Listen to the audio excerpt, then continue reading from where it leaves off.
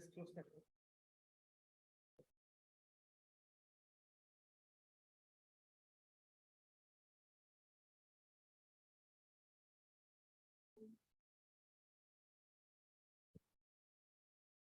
Can you hear me? Audible. Because the other one. Put it on here.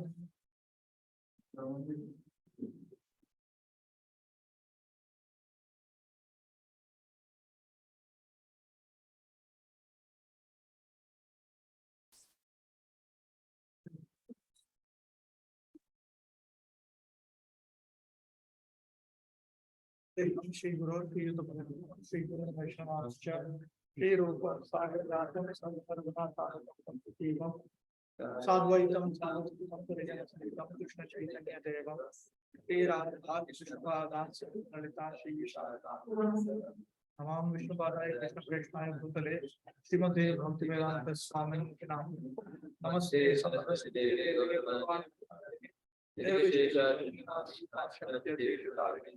Shri Krishna Chaitanya Shri Advaita Shiva Sami Gaur Bhaktivedanta Hare Krishna Krishna Krishna Hare Hare Hare Rama Hare Rama Hare Hare.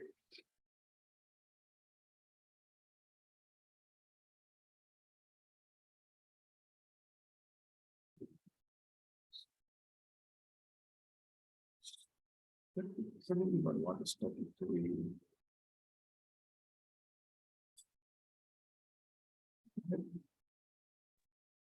Hare Krishna Prabhu Pranam, you are audible.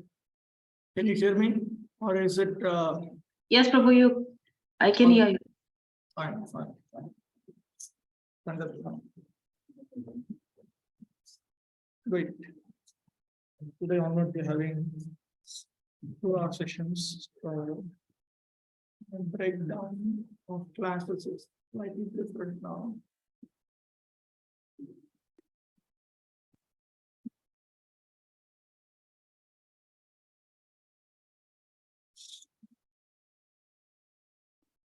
Starting with 9.1.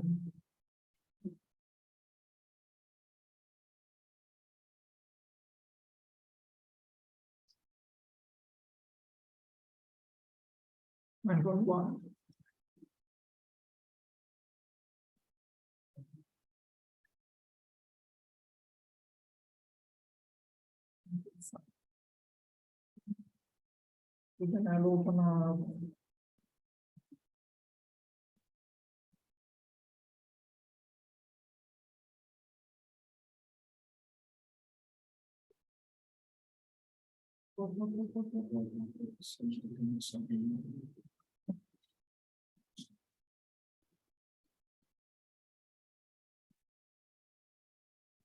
okay, 9.1. Can someone read it out?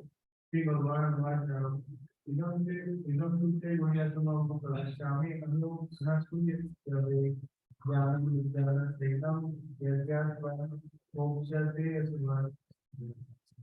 Supreme Personality of Godhead said, "My dear Arjuna, because you are ever envious of me, I shall impart to you this most confidential knowledge and realization, knowing which you shall be relieved of the miseries of materialization." In the 9th chapter, the Lord speaks of his supreme powers or supreme opulences, which cause astonishment and insight bhakti, and speaks of the great excellence of bhakti directed to himself. Krishna stated in the 7th and 8th chapters that he, the Lord of all beings, filled with knowledge and bliss, a treasure house of unlimited auspicious qualities, is easily attained by pure bhakti. In the 9th chapter, he speaks of his powers, Aishwarya, his opulences, which inspire devotion and the strength of that devotion. He begins by stating the glories of pure bhakti in 3 verses. The knowledge or jnana mentioned in this verse refers only to direct devotional service, bhakti, sakshat bhakti, in the form of singing the Lord's glories and other devotional activities, since it is also referred to as dharma in verse number 3. The actions of bhakti, such as kirtana, arise from the spiritual potency, the energy of the Lord, which manifests spiritual knowledge and can thus be considered knowledge. In addition, jnana literally means that by which something is known. Since the Lord is known by bhakti, bhakti is called jnana. This is the most secret knowledge, meaning that this devotional service, in this chapter, Krishna will start talking about the devotional service. So this process of devotional service is the most secret knowledge, the most secret means by which one can understand Krishna. The knowledge of the soul as distinct from the body, taught in the second chapter onwards, is secret. The knowledge of my opulences, taught in the 7th and 8th chapters, is more secret. But what will be taught in the 9th and the chapter following it, knowledge which is pure bhakti, is the most secret.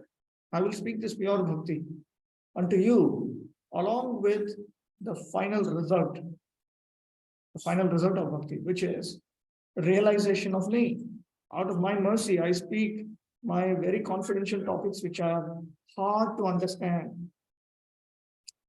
I speak them to you because you don't find fault in my qualities. Others will criticize, saying, you're praising yourself by explaining your opulences. You're free from that fault. You are not envious. Knowing this bhakti or learning about this bhakti, you will be liberated from samsara, the cycle of birth and death. Can someone read out Bhaktivinoda Thakur? The Lord said, "O Arjuna, you are a person without any envy. Therefore, I am teaching you the most secret knowledge endowed with the highest jnana. Gathering that knowledge, become free from all inauspiciousness. The knowledge of Adhyatma that I spoke in the second and third chapters are secret. What I spoke in the 7th and 8th chapters concerning Bhagavan, is produced bhakti, is more secret knowledge. Now what I will speak, pure bhakti, is the most secret knowledge. By this, being free from inauspiciousness in the form of material jnana, we will transcend the gunas." So knowledge of Brahman realization, knowledge of Paramatma realization, and knowledge of Bhagavan realization. As a devotee hears more and more about the Supreme Lord, he becomes enlightened. This hearing process is recommended in the Srimad Bhagavatam. The messages of the Supreme Personality of Godhead are full of potencies, and these potencies can be realized if topics regarding the Supreme Godhead are discussed amongst devotees. The quotation mark should end there. This cannot be achieved by the association of mental speculators or academic scholars, for it is realized knowledge. This reference is from Kapila, 3rd canto. Satam prasangan mama virya samvido bhavanti hritkarana vasayana tatha. The devotees are constantly engaged in the Supreme Lord's service. The Lord understands the mentality and sincerity of a particular living entity who is engaged in Krishna consciousness and gives him the intelligence to understand the signs of Krishna in the association of devotees.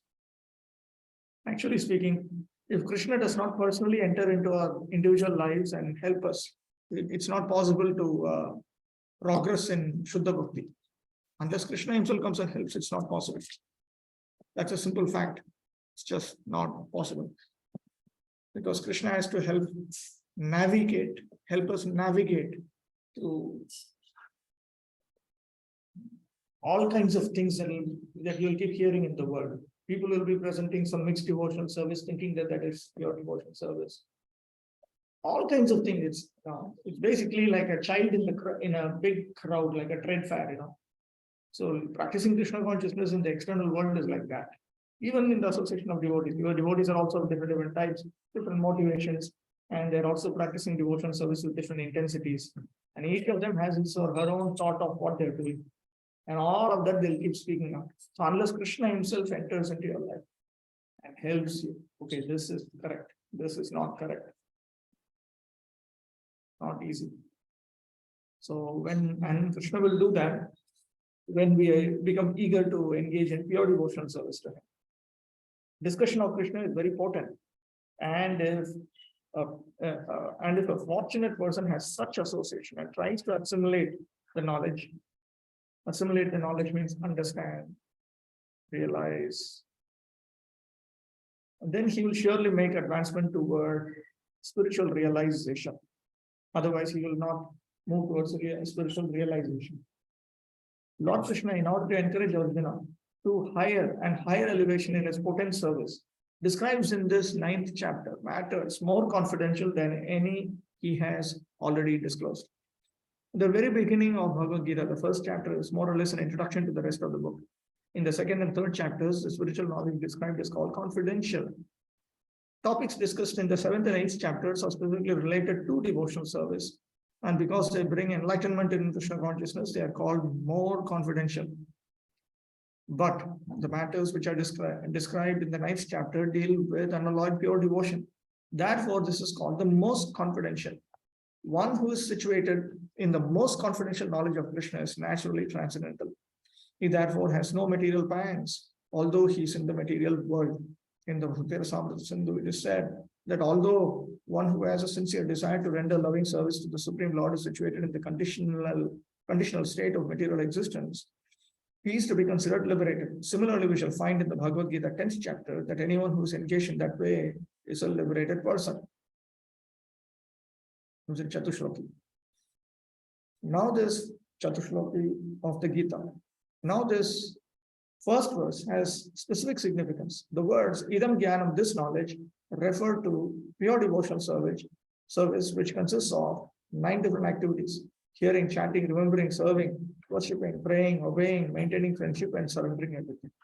So sometimes this language is used, devotional service unto Bhagavan, that itself is called cultivation of knowledge of the absolute truth. In the Upanishads, that is used constantly. The famous expression in one of the Upanishads.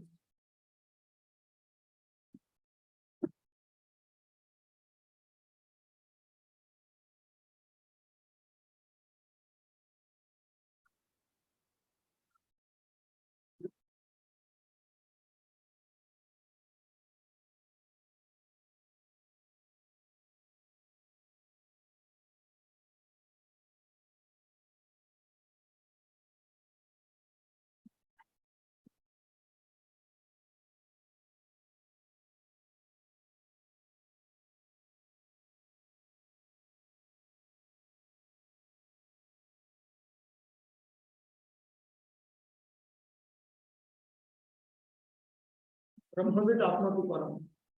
Brahmavid means literally, and I'll tell you the literal meaning. Brahmavid means a person who knows Brahman. Apnoti means attains. Param means the supreme goal. So now this gives you the impression that if you just know Brahman, you can attain the highest goal. But what it actually means is one who executes pure devotional service unto the Supreme Personality of Godhead Bhagavan, he attains the highest goal, which is love of Godhead beyond liberation. But this is the language of the Upanishads. In each set of literature, the language is slightly different. That is why it is said, Brahmeti Paramatmeti Bhagavaniti Shabdyate. The same Bhagavan, the same Lord Krishna, he is referred to in the Upanishads as Brahman. In another set of literatures, like Pancharathika literature, for instance, he is referred to as Paramatma. In another set of literatures, he is referred to as Bhagavan. So they are synonyms. They are to be understood as synonyms. So here, for instance, Jnana. Jnana refers to bhakti, actually. Bhakti is actually a process by which we realize. Anything by which you realize, you learn, you understand, you realize, that is called the process of knowledge. By the practice of these 9 elements of devotional service, one is elevated to spiritual consciousness, Krishna consciousness. When one's heart is just clear of material contamination, one can understand the signs of Krishna. Simply to understand that the living entity is not material is not sufficient. That may be the beginning of spiritual realization, but one should recognize the difference between activities of the body and the spiritual activities of one who understands that he is not the body. In the 7th chapter, we have already discussed the opulent potency of the Supreme Personality of Godhead, its different energies, the inferior and superior natures, and all this material manifestation. Now in chapter 9, the glories of the Lord will be delineated. The Sanskrit word anasuya ve in this verse is also very significant. Look at the word meanings. Anasuya ve comes in the first line, last word of the first line. Synonyms: anasuya ve, to the non-envious. To you, who is the non-envious person listening to me? Generally, the commentators, even if they are highly scholarly, are all envious of Krishna, the Supreme Personality of Godhead. Even the most erudite scholars, learned scholars, write on Bhagavad Gita very inaccurately. Because they are envious of Krishna, their commentaries are useless. The commentaries given by devotees of the Lord are bona fide. No one can explain Bhagavad Gita or give perfect knowledge of Krishna if he is envious. One who criticizes the character of Krishna without knowing him is a fool. So such commentators should be very carefully avoided. For one who understands that Krishna is the Supreme Personality of Godhead, the pure and transcendental personality, these chapters will be very beneficial. So in other words, it is not just chanting Hare Krishna, doing nice services, very selflessly. You also need to consider what is in the head of this person who's doing it. That is why I keep saying that there are different components. And, conviction, understanding, desires, and then kriya, activities. So you can only just get disoriented by looking at a person's activities. Oh, he does all these other nice activities, he avoids all those bad activities. In his mind, he may have some completely wrong, big misconception about Krishna. So everything has to be proper. First of all, one's conviction should be proper. You should accept the scriptures, should believe the scriptures, and disbelieve anything outside of scriptures which contradicts the scriptures. First of all, astikya, that is wrong. Then one should also believe in scriptural conclusion as presented in the parampara, standard parampara. So what we believe, what we don't believe, that matters. What we understand, what we misunderstand, what we don't understand, these things also matter. All these things matter. What I hanker for, what I don't hanker for, that also matters. Because this is not a mechanical process. I engage in certain activities and certain personalities will give me results. Krishna's associates, they are watching me, they are persons. So they are watching what is my attitude, what exactly I'm doing. Activities with certain attitudes is what they're waiting for, what they're looking for. Okay, text number 2.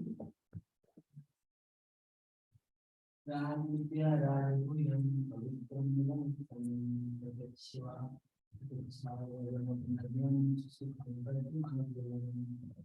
knowledge is the king of wisdom, the most secret of all features, with the English knowledge, and because it gives direct perception of the self by enlightenment, it is the perfection of the religion, to be everlasting and be joyfully performed. This is the king of all types of knowledge, such as Chandilya Vidya, Vaishwanara Vidya, and Dahara Vidya. Vidya in the Upanishads refer to a technique by which we understand and realize the Supreme Personality of Godhead, Bhagavan, as he is found in different manifestations. For instance, Dahara Vidya. Okay. This refers to meditating on the Supreme Lord in the heart. Vaishwanara Vidya. This is meditating on the Supreme Lord as being present in the stomach. If you remember prayers of the personified Vedas, you come across a verse which describes this. Udara. So they meditate on the Supreme Lord. Literally, the verse means they meditate on the stomach. But actually what it means is they meditate on Lord Vishnu, present as the inner force that causes the digestion within the stomach. So that's one type of, there are different systems of meditation. But amongst the different systems of meditation, this is the king of all the systems of meditation. Navavidha Bhakti. This is the king of secrets, the king of secret matters concerning the real nature of the Jivatma and other items. This secret knowledge takes the form of bhakti. The Lord analyzes his knowledge further in order to teach its nature. It is supremely pure because it destroys all sins, including the subtle body. It is said, prarabdha phalam papam, kutam bijam phalonmukham, pramenaiva praliyante, Vishnu bhakti ratatmanam. Sins in the form of aprarabdha, kuta, bija, and prarabdha are gradually destroyed for the person engaged in bhakti to Vishnu. There's an interesting note here. Aprarabdha karmas are those which will not give effects in this lifetime. They are the results of actions from previous lifetimes which will manifest in future lifetimes. Prarabdha karmas or phalonmukha karmas are those karmas which will manifest in this lifetime as enjoyment or suffering arising from previous acts of punya or papa. Kuta and bija are two stages between the totally unmanifest aprarabdha and manifest prarabdha karmas.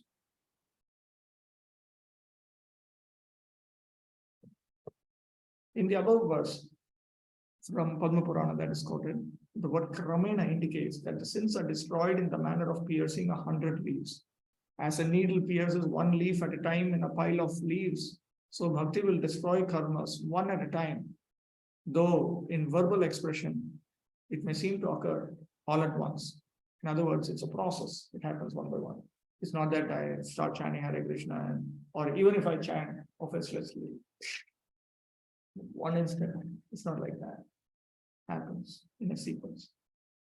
This knowledge, bhakti, has its object of understanding directly perceived.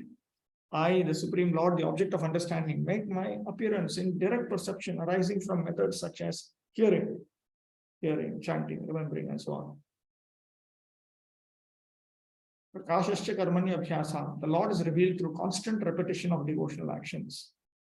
This knowledge is faithful to righteous works. In other words, devotional service to Lord Vishnu, to Lord Krishna, the original Vishnu, all of this. This is compatible with Vedic Dharma. It is constantly nourished by righteous acts, such as service to one's Guru. The Shruti says, Acharyavan Purusho Veda. The man who has a Guru knows the Lord. The process is easy to execute and easy to complete, performed simply through acts like hearing about the Lord or offering tulsi leaves and water drops to the Lord. It is indestructible, existing even in liberation, continuing after liberation. Later, the Lord will say, Bhaktyamam Vijanati. One knows me by devotion. Other processes such as Karma Yoga do not have these qualities. Karma Yoga does not have this quality. Jnana Yoga does not have this quality. Ashtanga Yoga does not have this quality. Only Bhakti Yoga has this quality. Specifically, when Bhakti Yoga is rendered in stage 2, in stage 2 or stage 3, A3 and all is very powerful. Very, very powerful. Because it's not diluted anymore. So there's no reason for its power to be diminished. Very, very powerful. Therefore, this is called the king of all knowledge. There is another interpretation, another understanding. Rajavidya and Rajaguhya mean knowledge belonging to the kings and secret belonging to the kings. This knowledge belongs to persons like kings who are generous and compassionate and who thus consider even heaven insignificant. It is not the knowledge of those with selfish hearts, worshipping demigods with desire for quick gain of sons or wealth. Just as kings do not keep their treasures secret, but attentively keep their personal mantras secret. Though they are generous, so the devotees, though generous, should keep this knowledge secret with great care, though they do not keep other types of knowledge secret. So in other words, within devotional service also, there is the consideration of what should be spoken to whom when. There are certain things that even very compassionate, great spiritual masters, they'll be silent about, because there are certain things you need to understand by yourself. Even if it is explained to you, you'll not understand. Bhaktivinoda Thakur says this is the reason why Rupa Goswami has summarized all of his teachings in Upadeshamrita verses, which is just very brief, very brief. And then Bhaktivinoda Thakur says that there is no point in explaining in great detail to a person who does not have spiritual sukriti. No matter how, even if you speak volumes of teachings, he will not understand. If he is not ready, not fully ready for it. But if he's fully ready, even a little bit of instruction you give, he will understand. So some discrimination is also there. Okay, Prabhupada's purport. Long purport. This chapter of Bhagavad Gita is called the King of Education because it is the essence of all doctrines and philosophies explained before. Among the principal philosophers in India are Gautama, Kanada, Kapila, Yagyavalkya, Chandalya, and Vaishvanara. Now here, Chandalya and Vaishvanara refer to those who follow the particular systems of meditation. Yagyavalkya is a person, Kapila is a person. Gautama, Kanada, they are particular rishis. And finally, there is Vyasadeva, the author of the Vedanta Sutra. So there is no, Chandalya is also a rishi, by the way. So there is no dearth of knowledge in the field of philosophy or transcendental knowledge. Now the Lord says that this 9th chapter is the king of all such knowledge, the essence of all knowledge that can be derived from the study of the Vedas and different kinds of philosophy. It is the most confidential because confidential or transcendental knowledge involves understanding the difference between the soul and the body. And the king of all confidential knowledge culminates in devotion service. Why does it culminate in devotion service? Because it is talking about the original relationship between the pure living entity and the Supreme Lord. And generally, people are not educated in this confidential knowledge. They're educated in external knowledge. As far as ordinary education is concerned, people are involved with so many departments: politics, sociology, physics, chemistry, mathematics, astronomy, engineering, etc. There are so many departments of knowledge all over the world and many huge universities, but there is unfortunately no university or education institution where the science of the spirit soul is instructed. Yet the soul is the most important part of the body. Without the presence of the soul, the body has no value. Still, people are placing great stress on the bodily necessities of life, not caring for the vital soul. I want someone to read out the next 3 paragraphs. The Bhagavad Gita, especially from the 2nd chapter on, expresses the importance of the soul. In the very beginning, the Lord says that this body is perishable and that the soul is not perishable. Andavant me deha ityashokta parivena. That is a fundamental part of knowledge. Simply knowing that the spirit soul is different from the body and that nature is immutable, indestructible, and that. But that leaves no positive information on the soul. Sometimes people are under the impression that the soul is different from the body and that when the body is finished or one is liberated from the body, the soul remains in a void and becomes impersonal. But actually that is not the fact. How can the soul, which is so active within this body, be inactive after being liberated from the body? It is always active. If it is eternal, then it is eternally active, and its activities in the spiritual kingdom are the most comprehensive part of spiritual knowledge. These activities of the spirit soul are therefore indicated here as constituting the king of all knowledge, the most comprehensive part of all knowledge. This knowledge is the purest form of all activities as explained in various places.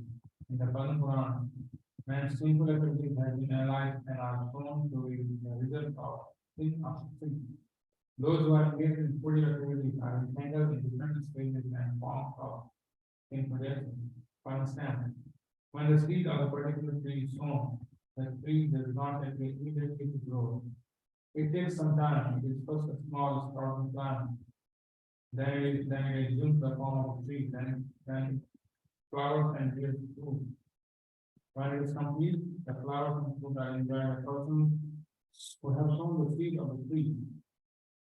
Similarly, the man performs simple act, and like a tree, it takes time to fructify.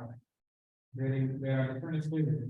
The simple actions may have already stopped within the individual, but the results of the fruit of that election are still to be desired.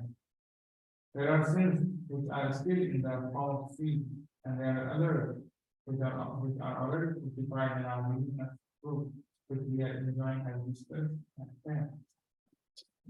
As explained in the 28th verse of the 7th chapter, a person who has completely engaged the reactions of all sinful activities and who is fully engaged in five activities, being freed from the duality of the world, becomes engaged in the service for the fitness of marrying a body of itself. In other words, those who are actually engaged in the devotional service of the Supreme Lord are already freed from all addictions. This statement is confirmed in Param Prana, Palam Papam, Satan, Vision, Param, Karma, and Karmi, Instant Bhakti, Tatar. For those who are engaged in devotional service of the Supreme Lord, all sinful reactions, whether fructified in the star or in the form of seed, gradually vanish. Therefore, the purifying potency of devotional service is very strong, and it is called Uttamam, the purest. Uttamam means transcendental. Tamas means this material world or darkness, and Uttamam means that which is transcendental to material activity. Devotional activities are never to be considered material, although sometimes it appears that devotees are engaged just like ordinary men. One who can see and is familiar with devotional service will know that they are not material activities. They are all spiritual and devotional, uncontaminated by the material modes of nature. Okay. Now let's get back to this different karmic reactions. We'll also come across this in Nectar of Devotion. Bhakti Rasamrita Sindhu. It will start by talking about Uttama Bhakti, pure devotional service unto Lord Krishna. And then it will specify 6 features of pure devotional service, out of which the first one is referred to by the word Kleshadhini, which indicates that Uttama Bhakti or Shuddha Bhakti gives relief from all distress. Klesha refers to distress and the causes of distress. Klesha means distress, but it also refers to that which produces that distress. So as you can see here, avidya leads to bijam, which leads to papa, which leads to suffering. So suffering, klesha literally means suffering, but it also refers to everything that leads to that. Distress has 3 causes: papam, sin; bijam, material desire; and avidya, ignorance, which is the root cause. Srila Rupa Goswami will explain that devotional service is the best means to obtain relief from distresses because it is the only process that can counteract all 3 causes. Other processes cannot counteract all 3. That you may engage in some activity which will prevent a sinful activity from happening, or you may engage in some activity by which the material desire can go away. But it's only Shuddha Bhakti that can even remove that background ignorance, spiritual ignorance. Papam, or sinful activity. Sinful actions, papam, produce 2 reactions: prarabdha, manifest, and aprarabdha, unmanifest. For some of our sinful activities, we are awaiting distress in the future, and for others which are mature, we are suffering at the present moment. Now, if we don't understand sinful reactions and how they mature, you'll not be able to understand Vedic culture at all, because everything is calculated in terms of punya and papa. We engage in particular activities, and it begins the whole process. Almost every material activity that we do will produce reactions that extend for a long period of time. Minimum, it will generate 10 lifetimes from the age of 14. Manifest sinful reactions are called prarabdha karma. In fact, prarabdha papa, sinful reactions. A disease caught early is curable, but is far more difficult to eradicate if allowed to become chronic. Similarly, sinful reactions are more difficult to eradicate once they become manifest. Devotion service, however, can remove even manifest sinful reactions along with the suffering they bring. Again, I have to make it clear, it's only pure devotional service. In fact, if you want to get rid of prarabdha karma also, you have to come to stage 3 type of devotional service. Stage 2 will free you from aprarabdha, but not from prarabdha. Till date, in the Madhva Ramananda line, they'll go on telling you, prarabdha you have to go through. You cannot escape from it. Because if you have to escape from that, you have to engage in this kind of kevala pure devotional service. Even Pradhani Bhuta, pure devotional service will not work.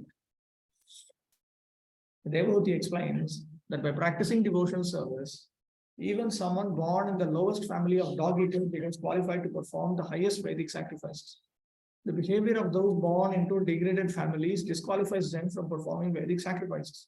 Devahuti points out that even slight engagement in devotional service can counteract the disqualifications incurred by low birth. Slight engagement in exclusive pure devotional service. Our birth is a tangible result of karma. That is, it is a manifest reaction, prarabdha papa. Thus, Devahuti's statement is Shastric evidence that devotional service can eradicate prarabdha papa. Now, in India, this was quite a revolutionary thing. Even now, when you deal with the other lines and all, who are involved in scriptural studies in the field of Vedanta, they usually dispute about things like this. All said and done, prarabdha reactions you have to go through because it already started.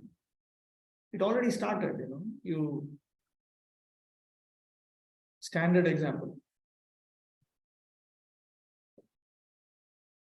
It's a deer which is running in the forest.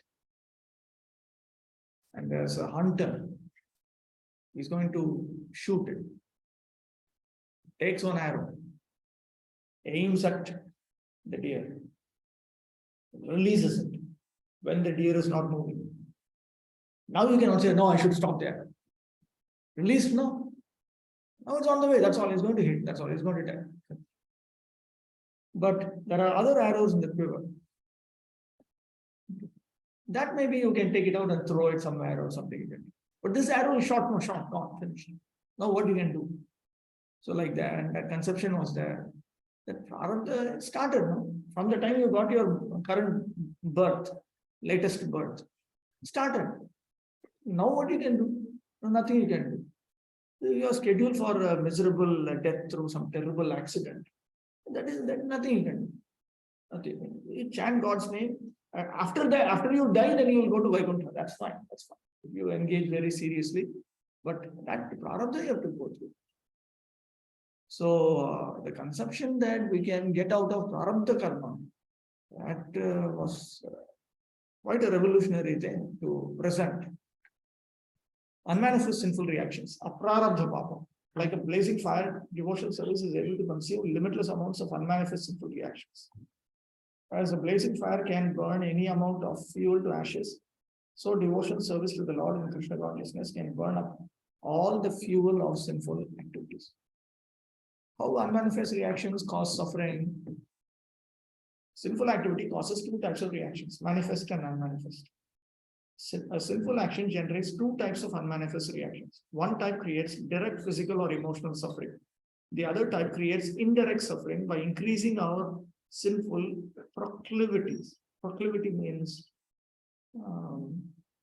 propensity.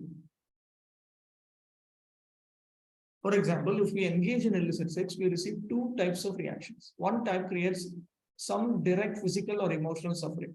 The other type creates indirect suffering by exacerbating, that means by increasing our tendency for illicit sex, thereby increasing illicit sexual desires, impelling future illicit sex, and entangling us in a karmic cycle of suffering. See, that desire is there now. That is a deeper virus inside. So that is going to constantly keep pushing. You don't have to do much. If that desire is implanted into the person now, then that person will go on engaging in sinful activities. When sinful desires increase, sinful activities increase. When sinful activities increase, sinful desires increase. It is a self-perpetuating cycle. The more we try to satisfy our desires, the stronger they become. To break this cycle of bondage, we must tolerate sinful desires and not endeavor to fulfill them.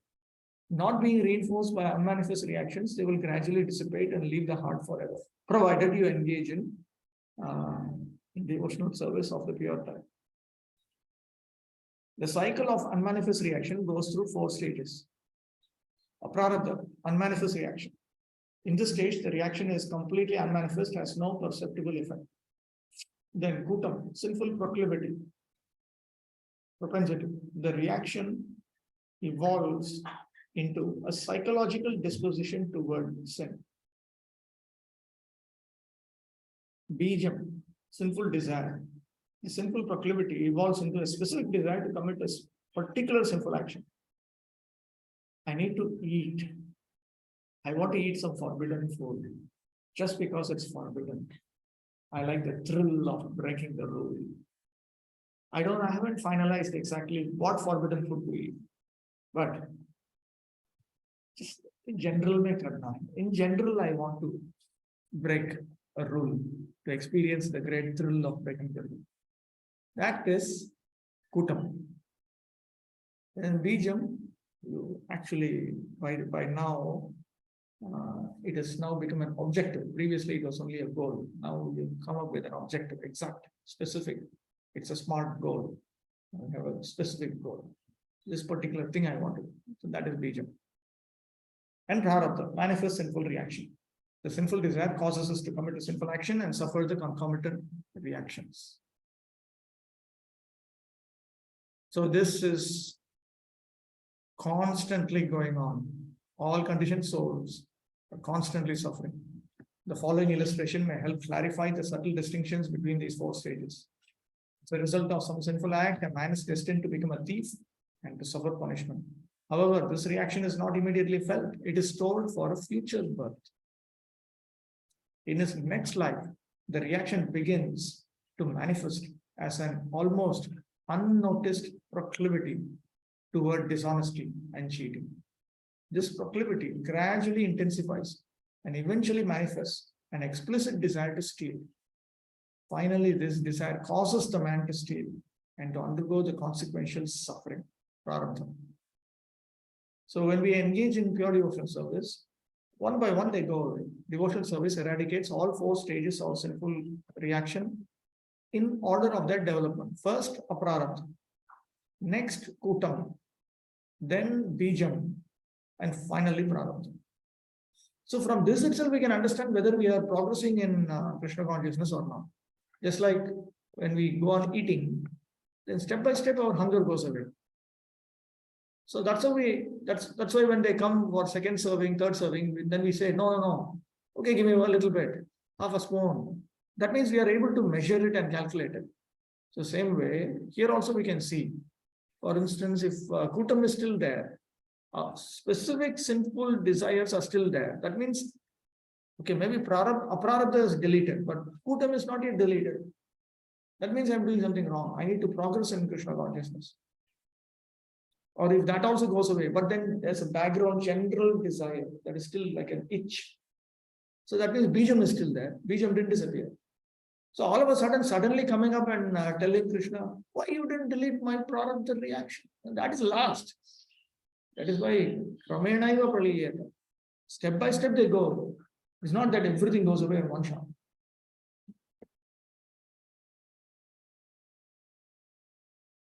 Then bijam. First of all, bijam goes away, and so on. You will come across this. You will study it further when you study nectar of devotion.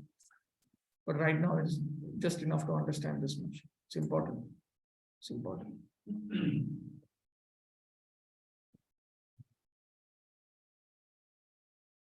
It is said that the execution of devotional service is so perfect that one can perceive the results directly.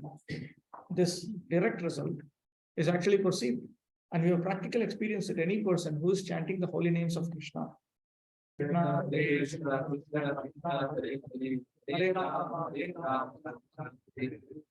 In course of chanting without offenses, feels some transcendental pleasure and very quickly becomes purified of all material contamination. This is actually seen.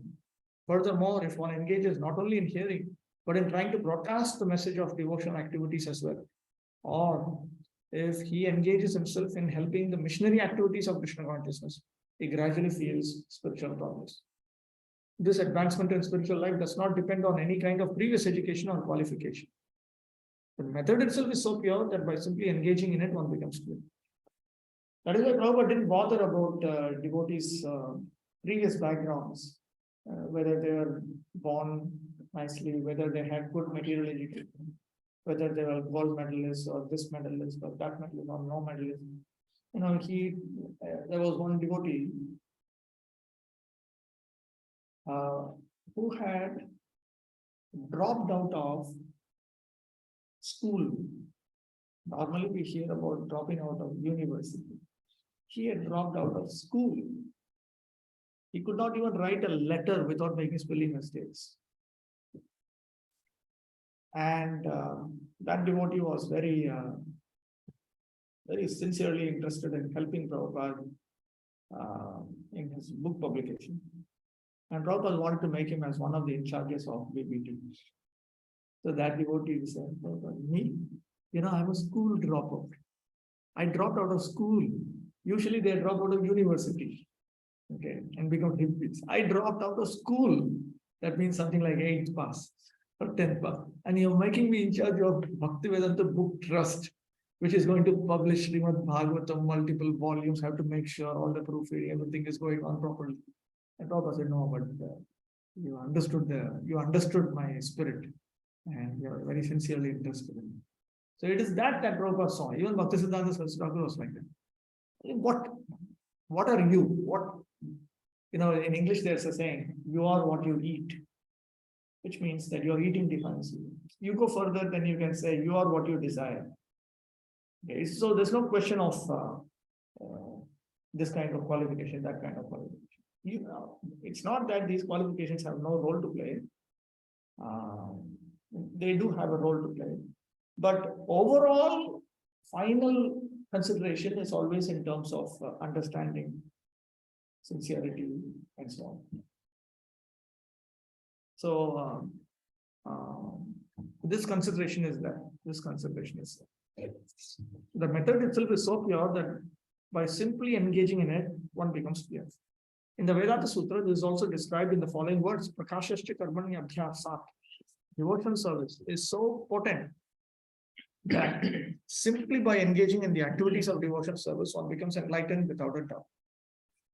A practical example of this can be seen in the previous life of Narada, who in that life happened to be the son of a maidservant.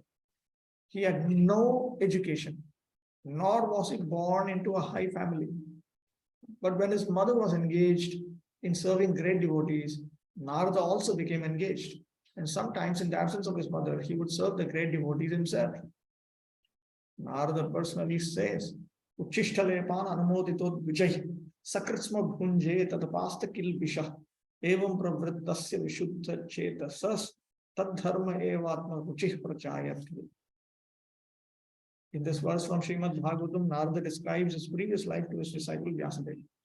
He says that while engaged as a boy servant for those purified devotees during the 4 months of their stay, he was intimately associating with them. Sometimes those sages left remnants of food on their dishes, and the boy who would wash their dishes wanted to taste the remnants. So he asked the great devotees for their permission. And when they gave it, Narada ate those remnants and consequently became free from all sinful reactions. As he went on eating, he gradually became as pure-hearted as the sages. The great devotees relished the taste of unceasing devotional service to the Lord by hearing and chanting. And Narada gradually developed the same taste. Narada says further, Utramaham Krishna Kathah Pragayatam Anugrahena Shrina Vam Manohara Ashradhaya Mena Madam Vishrimata Priyashtavasyangam Mama Bhavad Ruchi. By associating with the sages, Narada got the taste for hearing and chanting the glories of the Lord, and he developed a great desire for devotional service. So they were very much absorbed in Krishna Katha, and he also developed that taste. Therefore, as described in the Vedanta Sutra, Prakashascha karmanyabhyam sat. If one is engaged simply in the acts of devotional service, everything is revealed to him automatically, and he can understand. This is called pratyaksha, directly perceived. Bhakti pareshanabho viraktiranyatracha. when one engages in devotion service, three things happen. He gets a taste for devotional service. Then he gets pareshan bhava, direct experience of the Supreme Lord. And viraktir anyatra cha, he develops a distaste for other things. So if one engages in pure devotional service, one gets it immediately. Otherwise, it is slow. And the more I dilute, the more it takes time. I engage in the highest version of devotional service, pure devotional service of the exclusive type, then I get it very, very fast, rapid.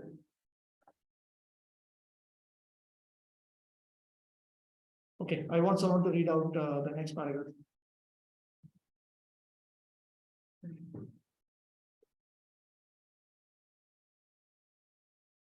Then Maharaj says further. Hmm? Maharaj says further. No, the word dharmiya. The word dharma means the path of religion. Maharaj was to the son of maidservant. He had no opportunity to go to school. He was simply assisting his mother, and fortunately his mother ended up in service in the Lord. The child Narad also got the opportunity, and similar association achieved the highest goal of all religion. The highest goal of all religion is devotional service, as stated in Srimad Bhagavatam.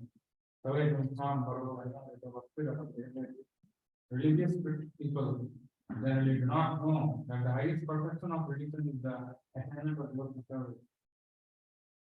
As we have already discussed in regard to the last part of chapter 8, generally Vedic knowledge is required to complete their religion.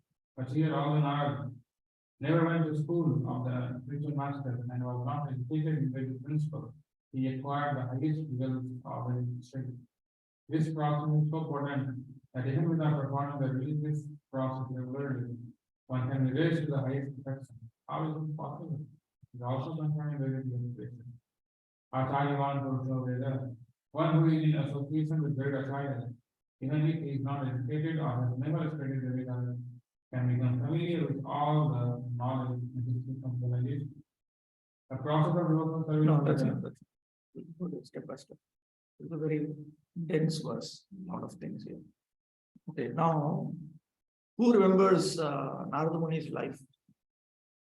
What happened after he started serving all these Bhaktivedantas, all these great devotees? Anyone remembers? His mother was his body.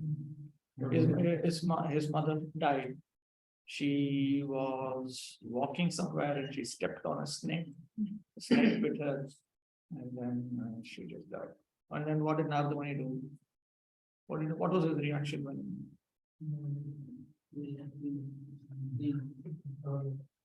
So cruel that mother died and he didn't bother. What exactly he thought? Anyone remembers? He wanted to do it, but he was because of attachment with his mother, he was not able to. Yeah, he was not able to. He wanted to basically live like these sages, his gurus, but his mother had bound him up with love and affection. That too, within Vedic culture, family is very much intact. So when they love so much love. Mother can also die for the child. This lady was alone taking care of her child, so must have been very intense. So then Narada Muni, what did he think when his mother died? I thought, okay, now I got a chance. And then what happened? What did he do?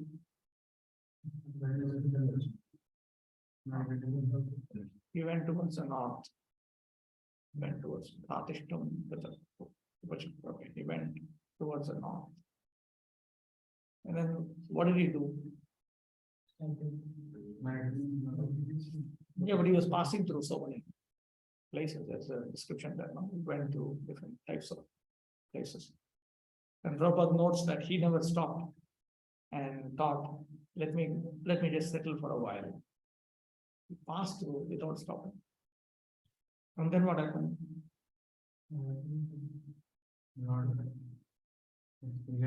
Yeah, he saw, actually what happened was he saw a forest which was very quiet. He was very attracted. And Jiva Goswami says that Narada Muni exhibited some attraction towards uh, nature because Vanam to Sattiko Vasa. There are three types of places. In Tamogana, you are very interested in place where sinful activities go on. Whereas in Rajoguna, you try to be in a place where you have a small town and people have somewhat moral nature. And in Satoguna, you are very attracted to forest, natural, green, ecological, biodiversity. So it's all these nature freaks. They like this kind of environment. Narada Muni was very attractive. And he just drank some water. Then he sat down to meditate. So when he sat down to meditate, what happened? When Narada sat down to meditate. Yeah, Lord Vishnu appeared. And then what happened? He disappeared. And then what did Narada Muni do? Then he tried to do the same thing. He tried. And the Lord did not appear because he's not our father's servant. What it's not that you go on doing. Okay, previously I chanted Hare Krishna, you came. Now I chant again, you come now. He's not going to come like that. But he spoke to Narada Muni. What did he speak to him? Purify yourself. Next time. Yeah, he said that for those who are avipakku kashayas, those whose contamination has not yet gone away, it's very difficult to see me constantly.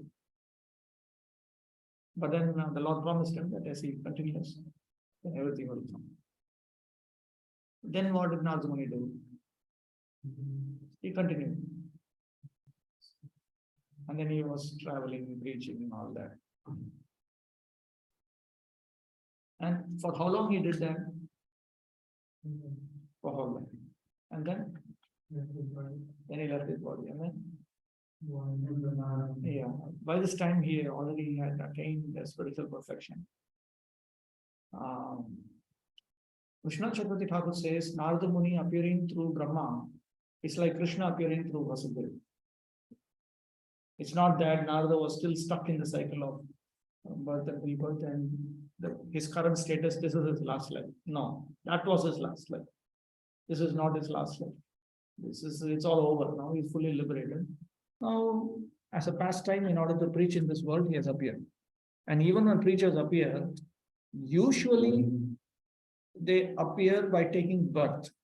Very rarely, like Vishnu Dutas coming to Ajamal now, they don't take birth as somebody and four of them gather like some cinema plot. They come together and it's not like that. They actually come from the spiritual world. Vishnu Dutas. Normally, when they want to preach in this world, they appear through the process that already goes on. So Narada Muni comes like that. So now he is Narada. His past life started off with ignorance, complete ignorance. The process of devotional service is a very happy one. Susukham. Why? Devotional service consists of Shravanam Kirtana Vishnu. So one can simply hear the chanting of the glories of the Lord or can attend philosophical lectures on transcendental knowledge given by authorized acharyas. Simply by sitting, one can learn. Then one can eat the remnants of the food offered to God, nice palatable dishes. In every state, devotional service is joyful. One can execute devotional service even in the most poverty-stricken condition. The Lord says, Patram Pushpam Phalam Toyam. He is ready to accept from the devotee any kind of offering, never mind what, even a leaf, a flower, a bit of fruit, or a little water, which are all available in every part of the world, can be offered by any person, regardless of social position, and will be accepted if offered with love.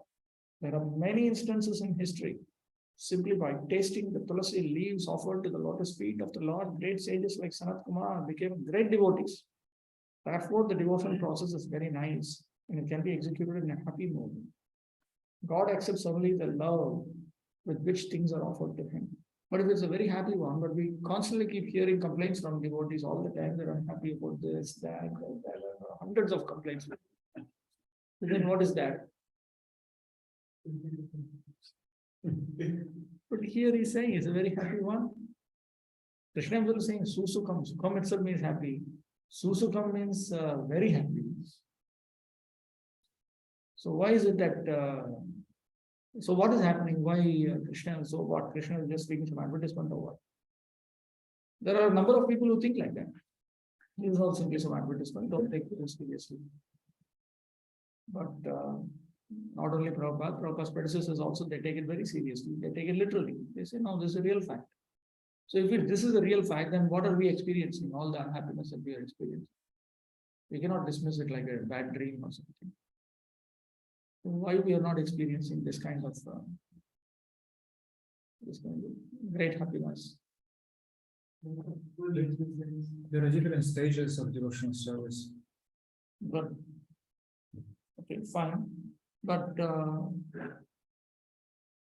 indication here is that anyone who's engaged in devotional service feels happiness. We have other desires or then It looks like this is referring to devotional service as presented in chapter 9. Even though technically speaking, the entire Bhagavad Gita is talking about devotional service. There are different shades of devotional service, different combinations. This is talking of chapter 9 version of devotional service. This kind of devotional service is very, very happy. So actually this the highest version, where you are simply engaged in Krishna consciousness. So your experience is happiness. It is just a simple fact. I avoid offenses, I avoid sinful activities, I chant Hare Krishna, I increase my quality and quantity of my chanting. Then I experience what is there. I am chanting, Krishna is within me, I am chanting, Krishna is happy, he reveals himself.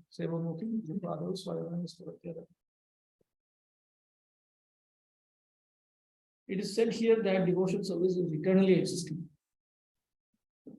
What is the exact word that comes here in the original verse? Susukam kartum, and then finally we see avyayam, everlasting. Everlasting. It is everlasting. Everlasting. It is not as the Mayavadi philosophers claim.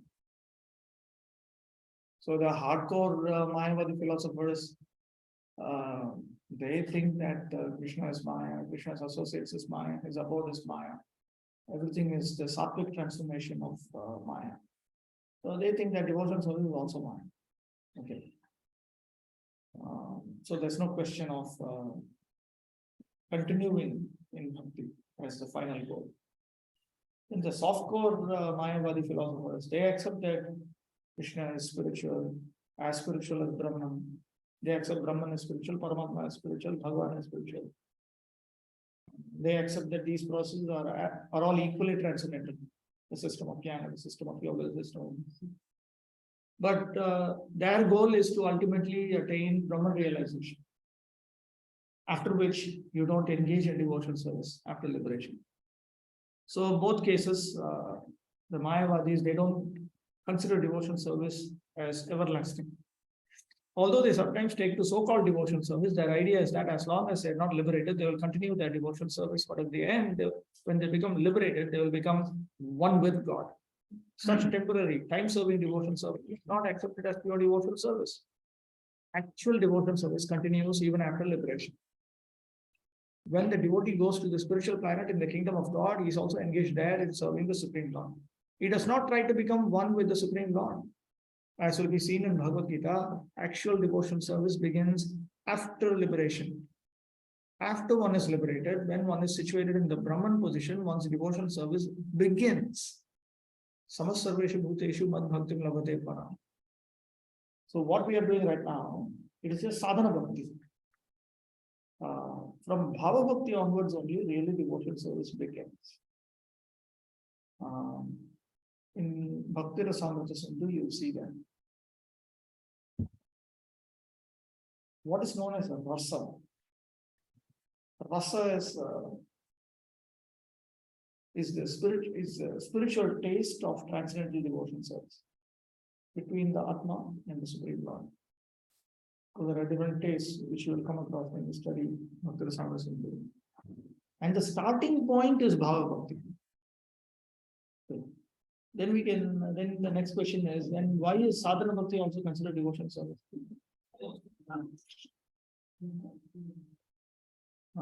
He needs some money. Is he there? Yeah, he needs some money. Just give some 10 rupees. You have cash? Anyone has cash? I have in my bag.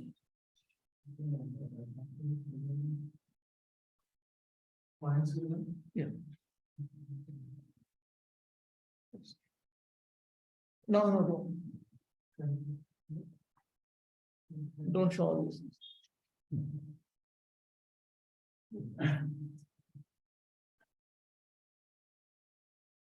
No. Oh, what do you offer?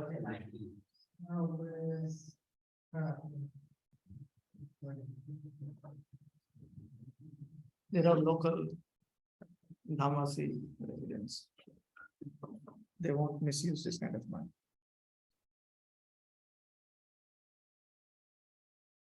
So only from Bhava Bhakti onwards, one's real devotion service begins. Then why is Sadhana Bhakti considered part of devotion service? So that's an explanation. In Bengal, when we perform various ceremonies like Janmashtami, the previous day there is some preparatory ceremonies, and we refer to these as adhivas. We create auspiciousness, it's preparation. So Sadhana Bhakti is like adhivas.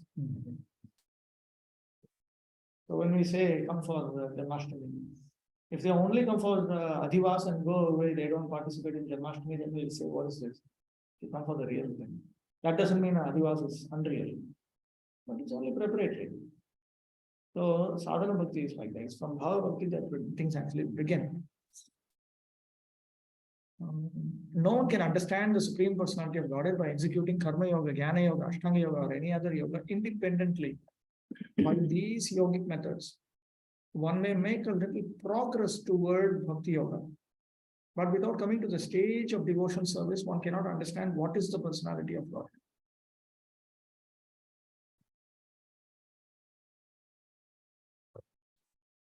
Okay, right. I need to. I don't know that.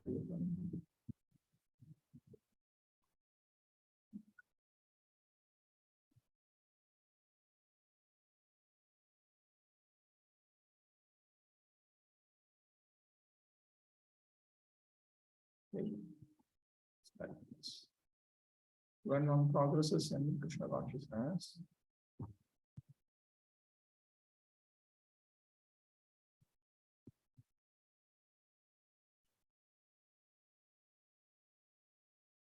it starts progressing. This is the final chapter. I'll just read out just to give you an idea about what is the meaning of this when he understands what the personality of God is, when he sees the Supreme Power. From the creeper of Bhakti, which first sprouted 2 leaves during Sadhana Bhakti, many smooth petals now suddenly appear in the form of Anubhava, symptoms of ecstasy attached to the flower of Bhava. These Anubhavas are filled with the devotion processes, such as hearing and chanting, and shine brilliantly at every moment. First forming the flower called Bhava, they finally bring forth the fruit called Prema. But what is most astonishing about the creeper of Bhakti is, though its leaves, buds, flowers, and fruits mature into their succeeding form, they do not give up their original forms. Together they shine in newer and newer ways. The devotees' innumerable emotions, chitta vritti, were previously bound tightly by the ropes of attachment to family. God, it's not hot water? Yeah. It is hot water. More too hot. Were previously bound tightly by the ropes of attachment to family, relatives, house, and properties. However, when Prema appears, it easily frees the thoughts from all those attachments. By its inherent power, Prema transforms these material emotions into spiritual, blissful elements, as if submerging them all in a deep well of transforming nectar. Similarly, all the attachments become spiritualized. Then, with those ropes of spiritual attachment, Prema binds the spiritualized emotions to the sweetness of the Lord's name, form, and qualities. Prema manifests its brilliance in this way and immediately puts all material ideals, all ideals, purusharthas, to shame, as the sun puts to shame all the constellations in the sky. The nectar which comes from the fruit of prema has the essential quantity of concentrated bliss, Sandrananda, and its outstanding nourishing property is its power to attract Krishna, Krishna Karshini. When the devotee begins to taste that nectar, he does not take heed of any obstacles, like a miser feverish for treasure, like a thief who has lost all sense of discretion out of absorption in his job. The devotee loses all sense of self-consciousness. Sometimes there is an impatience for obtaining the Lord, like a hunger which cannot be satisfied even by eating the most tasty foods day and night. The devotee burns like the sun by that anxiety. He is soothed only by tasting the form, qualities, and sweetness of the Lord, which makes a momentary appearance, like the coolness of 1,000 moons. The prema which exists in the devotee, the receptacle of prema, is very astonishing in that simultaneously even a slightest increase pierces the devotee like a shaft in the form of anxiety, by which the devotee at every moment longs for the direct darshan of the Lord. And at the same time, the intense manifestation of that prema, that shaft, is burnt by the realization of the form, pastimes, and sweetness of the Lord. Still, he remains unsatisfied. Simultaneously, this prema, rising from its own reservoir, increases slightly, and the devotee longs for direct contact with the Lord at every moment. This hankering burns like a conflagration and tears his body like a sharp arrow. By the intensity of his longing for the Lord, he remains unsatisfied with the momentary vision of the Lord's form, qualities, and sweetness. He considers friends as useless as a dry, overgrown well, and his household becomes like a thorn-filled forest. Food becomes totally distasteful. Praise from other devotees is like the biting of a snake. Daily duties become difficult to perform like death. All the limbs of his body become like an unmanageable burden. The consolation of his comrades is like poison. Even though he remains constantly awake, wakefulness is an ocean of repentance, and his sleep seems to be simply fleeing, destroying from life. His body seems like the chastisement of the Lord. His life airs become as lifeless as roasted grains. What he previously took as his life's goal is abandoned as a great calamity. Even thinking of the Lord tears his body asunder. Then prema, assuming the form of a magnet, attracts black Krishna and makes him appear to the devotee for a moment. At that time, all the senses of the devotee, eyes, nose, ears, tongue, sense of touch of the devotee means of the Jivatma. This is not the external senses. Become the receptacles of all the auspicious qualities of Krishna, his supreme beauty, fragrance, melody, youthfulness, tastiness, generosity, and compassion. So this is how we experience this. So this is the first.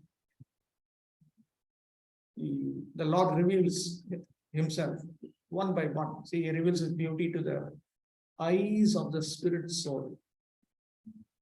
Then he reveals the fragrance to the nostrils of the spirit soul. So like that, one by one, then the Lord talks to that devotee so that he activates the ears of the spirit soul.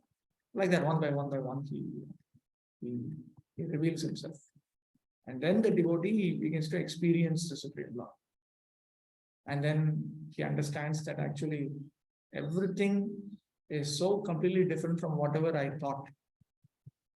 I previously thought that Krishna was like this, Krishna was like that, but only now I understand. The Lord, displaying his wonderful nature, says, "O best of devotees, many birds you have given up wife, house, and wealth for the sake of my service. You endured the miseries of cold, wind, hunger, thirst, and pain, tolerated the contempt of other men, taken to a life of begging. In payment for all your sacrifice, I cannot give you anything. I have become your debtor. Since lordship over the whole earth in the post of a demigod and mystic powers are unsuitable for you, how can I give them to you? One cannot give grass and straw, the enjoyment of cows, to a spiritual personality such as you. Though I'm unconquerable, today I've been conquered by you. I'm taking shelter of the creeper of your gentleness." And then the devotee says, "O my Lord, my Master, O ocean of unfathomable mercy, you glanced upon me while I was being bitten by an array of crocodiles, the infinite miseries of endless births and deaths amidst the terrifying current of material existence. O Lord, transcendental to all the material planets, your butterfly heart melts, butter-like heart melts as it is filled with mercy. In the form of the spiritual master, you destroy ignorance and lust. By manifesting the Sudarshan Chakra of your wonderful form, you have pierced those crocodiles and freed me from the clutches of their teeth. To fulfill my desire to serve your lotus feet as a maidservant, you placed the syllables of your mantra in my ears. You destroyed my suffering. You purified me of the process of constant hearing, chanting, and remembering your qualities and name. You made me understand how to perform service to yourself through the association of your devotees. I am unintelligent, the lowest of the low, and even one day have not done you service. Such a miserly, selfish person deserves to be punished. Contrary to this, however, showing your very self to me, you have made me drink nectar. You have mortified me by saying that you have become my debtor. Now I'm thinking what to do. Would it be presumptuous? Too much to ask you to pardon all my offenses, 5, 7, 8, 1,000, or 1,000,000. I can definitely say it must be more than 1,000,000,000,000. Just let all the reactions to my past activities, intense and long-standing, suffered and to be suffered in the future remain. Previously, I compared your dark limbs to the monsoon cloud, to the blue water lily, and to the sapphire. I compared your effulgent face to the moon, and your tender feet to newly sprouted leaves. Now these analogies seem like a pile of burnt mustard seeds compared to a golden mountain, or like a chickpea in comparison to a touchstone, like a jackal in comparison to a lion, or a mosquito in comparison to Garuda. By my poor intelligence, I clearly committed an offense to you. Such inept, that means bad, poetry meant as praise unto yourself is accepted by the common people.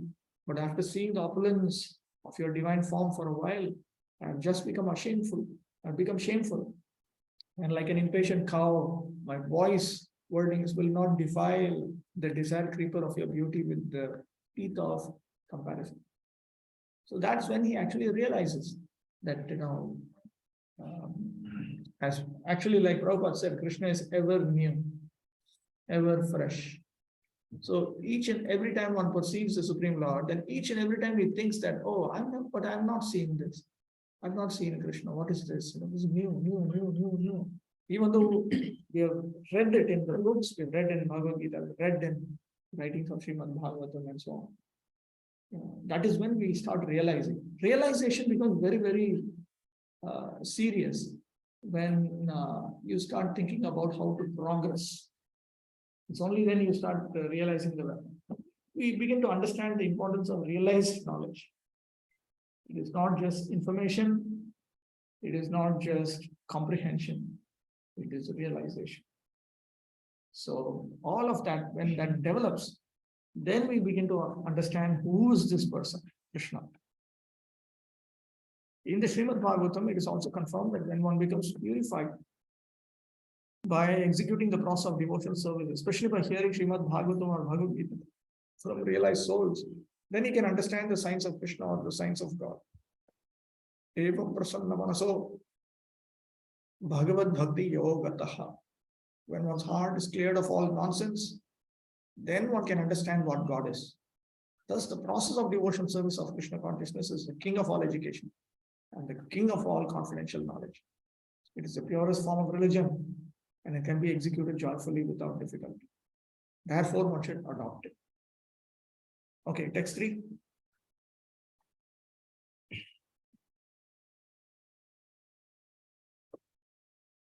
Asradhanam purusa dharma sasya parantapa aprapya nam nivartante nitu samsara vartamani.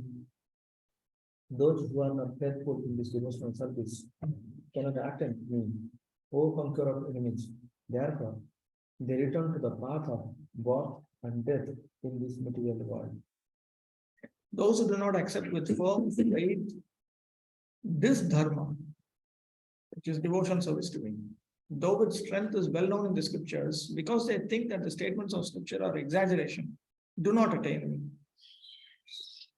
Even if they perform other practices in an attempt to attain me, while ignoring bhakti, they do not attain me. They remain completely on the path of samsara, which brings about repeated death. Bhakti Vinod. Faith is the root of this knowledge, since the swarup of this knowledge, which is pure rati, first arises as faith in the heart of the bound jiva. O Parantapa, all the jivas in whom faith does not rise, being incapable of attaining knowledge which produces a rati for the Lord. Rati means bhava. Bhava is the time from which we begin to see the Supreme Lord. But it is not uninterrupted. In Prema Bhakti, one uninterruptedly is capable of experiencing Krishna. But in Bhava Bhakti, one interruptedly begins to perceive the Supreme Lord. All the jivas in whom faith does not arise, indifferent to me, fall onto the infinite path of samsara. Okay, someone should read out this purport. The faithless cannot accomplish this process of devotional service. That is the purport of this verse. Faith is created by association with devotee. Unfortunate people, even after hearing all the evidence of Vedic literature from great personalities, still have no faith in God.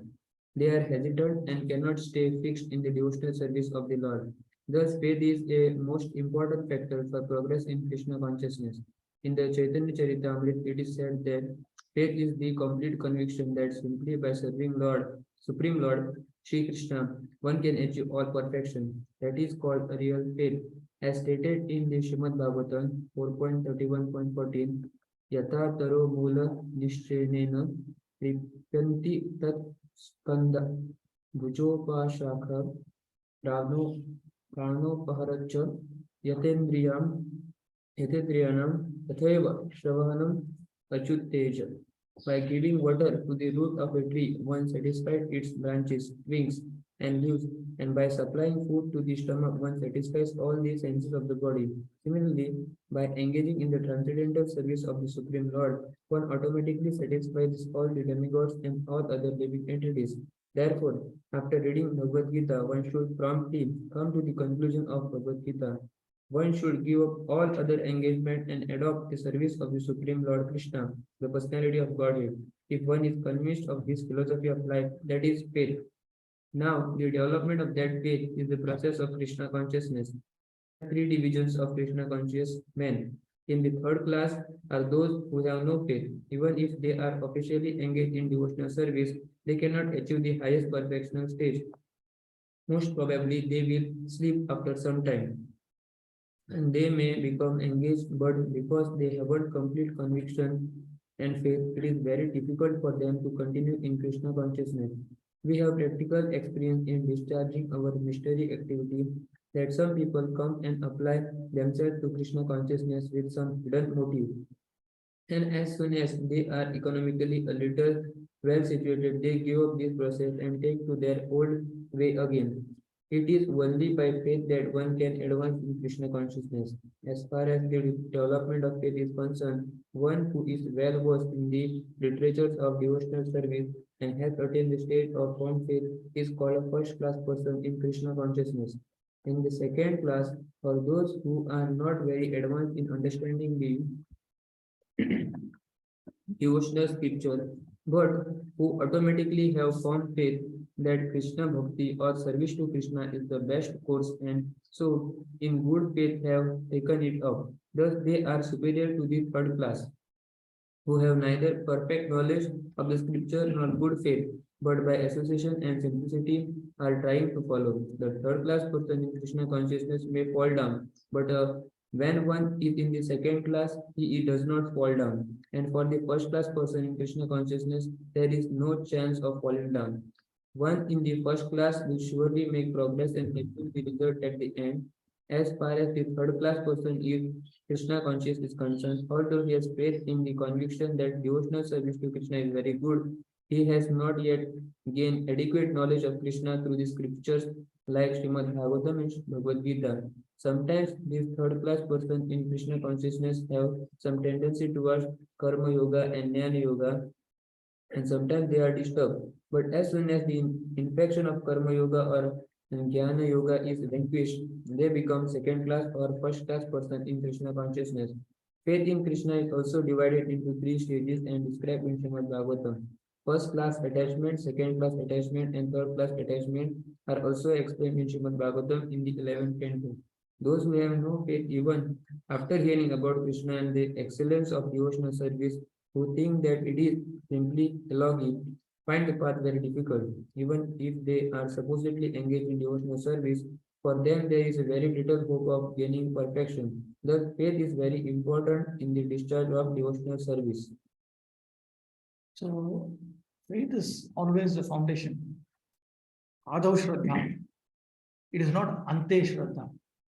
It's not that, after 10 years, 20 years, 30 years, 40 years, finally I will attain full faith in the scriptures. There are a number of persons who are regularly engaged in the practice of Krishna consciousness. Some of them are connected to ISKCON also. Some of them are very much part of ISKCON, who have very basic lack of faith in the scriptural teachings. So if you lack faith and you do these things, it's going to be very, very difficult. As you'll see later on in chapter 15 also. There's basically no effect in, even if you engage in all the 64 items of bhakti, you don't have any effect. So for the effect to be there, you need to have faith. In fact, you need to have firm faith. You can see the first class candidate for devotional service. He has firm faith and he's expert in scriptural teachings. Shastra Yukti Naipunya, it is called. And Dhrida Shraddha. His faith is firm faith. Firm faith means unbreakable faith. Unbreakable faith and expertise in scriptural teachings. Second class devotee, he has unbreakable faith, which is very firm also. But he's not expert in scriptural teachings. The third class devotee, Vishwanath Chakravarti Thakur says, he has unbreakable faith, but it is not firm like the second class. And of course, he's not expert in scriptural teachings. So it is very important that one has firm, unbreakable faith in the conclusions of Shastra. Otherwise, you cannot proceed. In one place, Prabhupada says, when faith is destroyed, everything is destroyed. Other things you can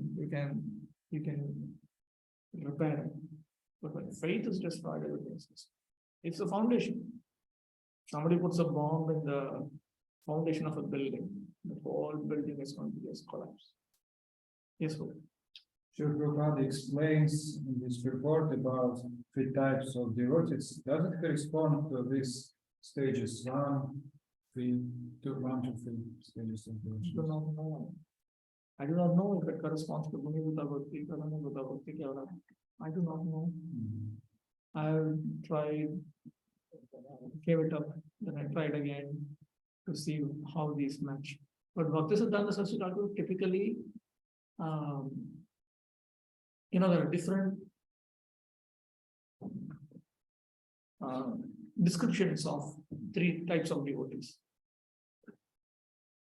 One place is 11th canto of Bhagavatam. Kanishta Madhyama Uttam. Another is 3 Bhakti Adhikaris, candidates. Then Lord Chaitanya Mahaprabhu brought up another. You chant interruptedly, you chant uninterruptedly, and the highest being you chant uninterruptedly in such a manner that even in your presence others begin to take up the process. Then we have sadhana bhakti, bhava bhakti, prema bhakti. Okay. So it appears he is putting Kanishta means he puts all, and then we find the nectar of instruction. There also we have first class devotee, second class devotee, third class devotee. So Bhaktisiddhanta Saraswati Thakur simply Kanishta means all the Kanishtas he puts it together. They're all Kanishta. Madhyama means all these Madhyamas. Uttama means all of the Uttamas. That's all. And I think that it is quite a shock, but that's a fact. It is a fact. Nishta Vaishnava is an exalted devotee, I must admit. Kanishta Adhikari, Kanishta Bhagavata, Kanishta Namashrita, I don't know how else, Kanishta Sadhaka, Upadeshamrita. They're all very, very serious persons. Madhyamadhikari, Bhagavata, Kanishta Vaishnava itself. Prabhupada in one place he says, when you become a perfect Brahmana in Krishna consciousness, means you're a Brahmana, but you have no Kshatriya, Vaishya, Shudra nature, and of course, no Panchama, no sinful nature, and you're executing Krishna consciousness, then you're a Kanishta Vaishnava. So if that is a Kanishta Vaishnava, it's very terrifying what we are. Then what are we? There are some devotees, Gaurganda Maharaj used the expression pre-Kanishta. It's something before Kanishta. And Bhaktivinoda Thakur also talks about, he says below Bhakti Adhikari, there is Jnana Adhikari, Karma Adhikari. So he says that maybe engage in the routine practices of Hari Bhakti, but that doesn't mean that he is already come to the point of Bhakti Adhikari. So it looks like Kanishta Vaishnava is a very great person. And if he is criticized so much, it means that we need to really progress in Krishna consciousness. Yes, yes. Which is one who loses faith. How to understand this? What happens with that person? Devotee. What will happen in the future? The person, because of some faith, he has started to be processed, no Krishna consciousness, and in between he gives the process, loses the faith. But that faith itself may not have been unbreakable and firm. No? At least it should be unbreakable faith. In fact, Vishwanath Chakravarti Thakur says if one does not have unbreakable faith, then he cannot be classified as a bhakta. More reasons for avoiding Vishwanath Chakravarti Thakur's explanation. It's too strict. It's just too strict.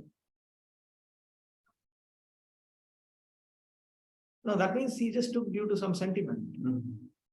Prabhupada himself, he says, don't follow me just because thousands of people are following Prabhupada. Or you like someone, and because you like him, he is taken to Krishna consciousness, therefore you also take.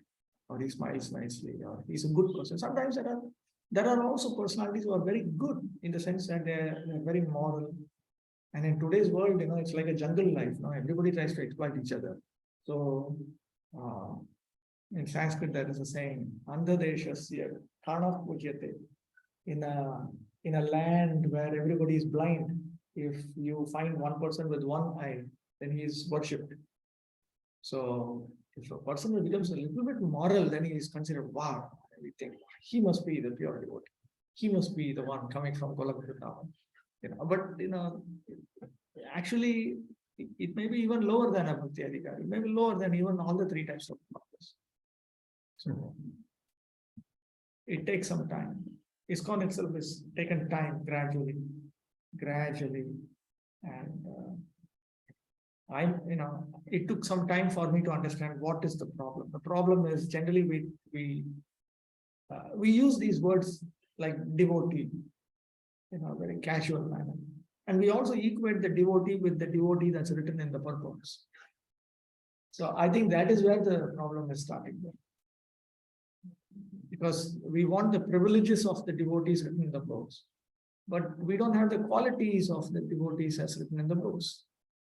So then it becomes a problem, even with preaching, and more importantly, it becomes a problem within the Vaishnava community itself. And we don't know, somebody comes and steals money. He's a devotee, you're a devotee. Then what do? Then you say that nobody is a devotee. But a devotee cannot steal according to the books. One who has a propensity for stealing, that to stealing deities' money and all that, he cannot be a devotee. How you can have opposite tendency? Are you a devotee of God, or what are you? So it takes some time to understand. It is not just external. It's not external. So internally, they may not have even developed that type of faith. So it takes some time for us to understand who is who. First of all, it takes some time to understand the process of Krishna consciousness itself.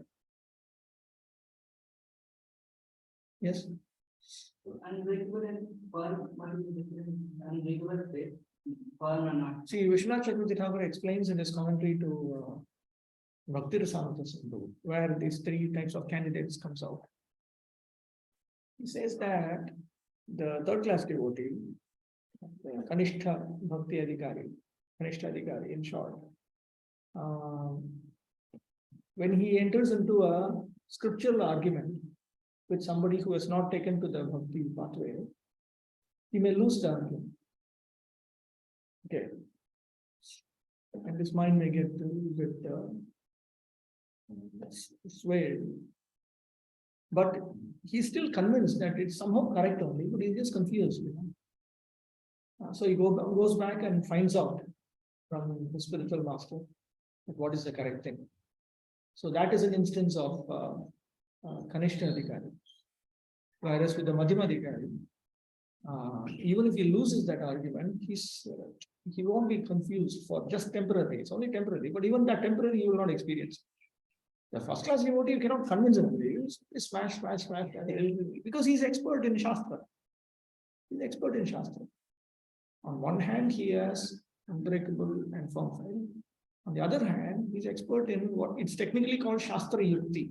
He's expert in scriptural theory, but he has comprehension. He also understands how it all puts together. So it is called Shastra Yukti Naipunya. Expertise in both Shastra, the shlokas and all that, and the meaning. But on top of it also, he also knows how to put it together and come to that conclusion. Otherwise, you'll simply, somebody else will come and say, look, your Bhagavad Gita, okay, here in the shloka, it says that, it says that, it says that.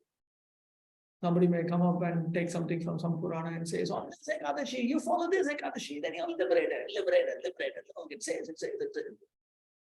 Look at the Sanskrit word, Muchyate, he's liberated.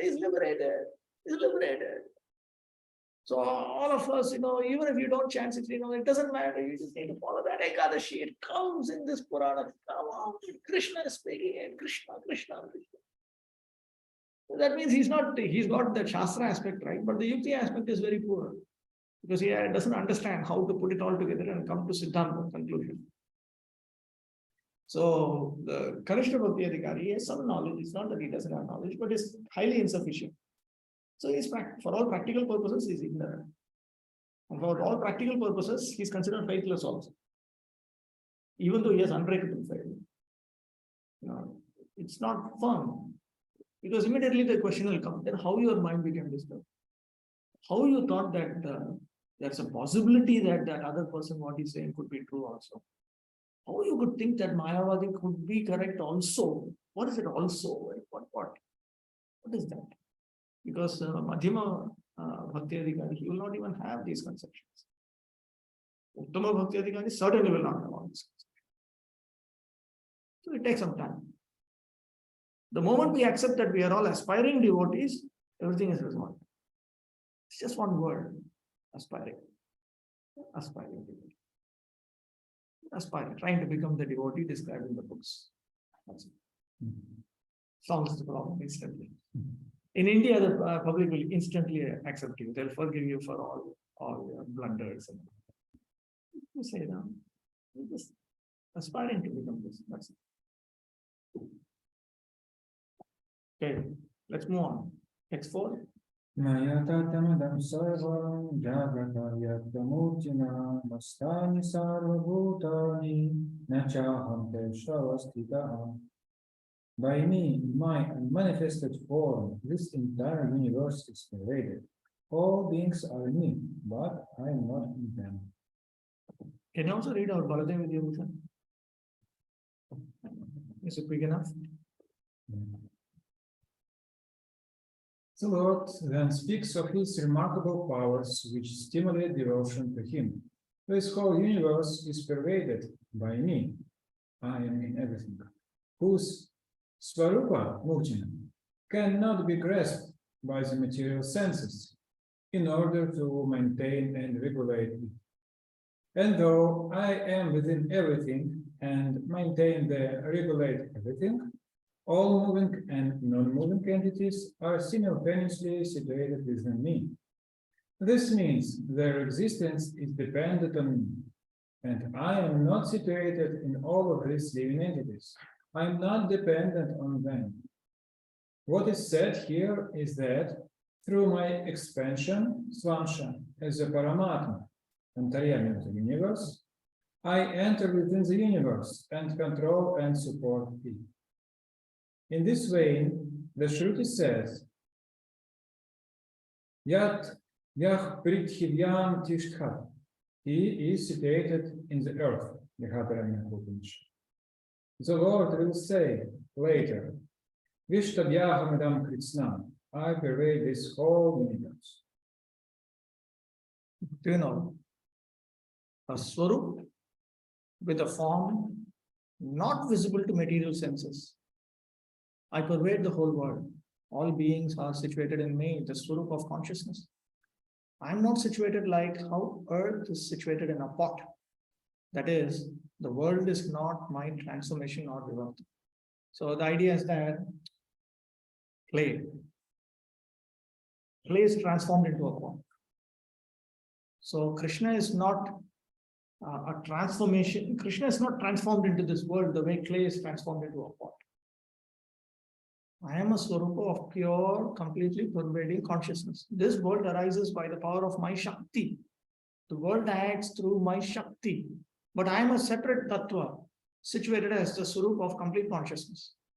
So we accept Brahma Shakti Parinam. We don't accept Brahma Parinam. We don't accept that the Supreme Absolute Truth himself or itself has become this world. We say it is the potency of this Brahman, the Supreme Personality of Godhead, that has transformed into this world. Lord Chaitanya Mahaprabhu gives one example. From the scriptures, we know something called Chintamani, a touchstone. So you take that and you touch any metal, it will transform into gold. But that Chintamani, touchstone, it does not lose its property. So it does not degrade. It's not that it's some like a battery which goes on giving out power and then finally it's exhausted. So we learn from the scriptures that that exists. Now, Lord Chaitanya Mahaprabhu says if in a mere Chintamani, there is so much of Achintya Shakti that it can, whatever it touches, it goes on producing gold and without itself losing any power. Why can't Lord Krishna also just produce his universe merely by his potency without himself being transformed? He's not being transformed. It's just the universe that's being transformed. The Supreme Personality of Godhead is not perceivable through the gross material senses. That's the first point. It's a point that is straight coming from Bhaktivinoda, a form not visible to material senses. Lord Shri Krishna's name, fame, pastimes, etc. cannot be understood by material senses. Only to one who is engaged in pure devotional service under proper guidance is he revealed. One can see the Supreme Personality of Godhead Govinda always within himself and outside himself, if one has developed the transcendental loving attitude towards him. Thus, for people in general, he is not visible. Here it is said, see, Prabhupada has in mind this word, Avyakta Murti Na. Comes in the first line.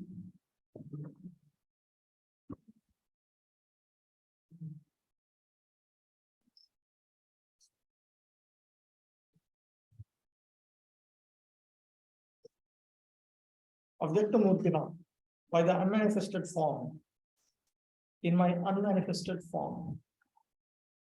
So Prabhupada is talking about that. It's unmanifest to the people in general. It's unmanifest to those who haven't taken to devotional service. Here it is said that although he's all pervading, everywhere present, he's not conceivable by the material senses. This is indicated here by the word Avyakta Murti Na. So even though we cannot see him, it is a fact that everything is dependent on him because everything that we have is either spirit or matter, and both of them are his energies. Just as the sunshine is spread all over the universe, the energy of the Lord is spread all over the creation, and everything is resting in that energy. Yet one should not conclude that because he is spread all over, he has lost his personal existence. To refute such an argument, the Lord says, I'm everywhere and everything is in me, but still I'm aloof. For example, a king heads a government which is but the manifestation of the king's energy, but the different governmental departments, but the energies, sorry, the different governmental departments are nothing but the energies of the Lord. And each department is resting on the king's power. But still, one cannot expect the king to be present in every department personally. That is a crude example. So Krishna is present everywhere because his different energies are diffused. Text 5.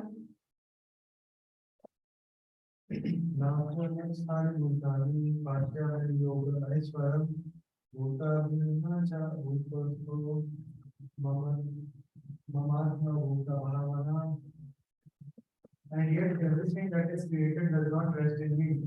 Behold my mystery covenant. Although I am the maintainer of all living entities, and although I am everywhere, I am not a part of this cosmic manifestation. For myself is the very source of creation. But it would be very tiring for you to carry such a heavy burden as the universe. The things created by me, no, the things created by me are not within me, like water in a pot. In other words, everything is in me, not like how water is in a pot, not like that. But in the previous verse, you said that everything was situated in you. And in this verse, you contradict this by saying that everything is not in you. You should understand that this is my extraordinary yoga, the means by which something very difficult is accomplished.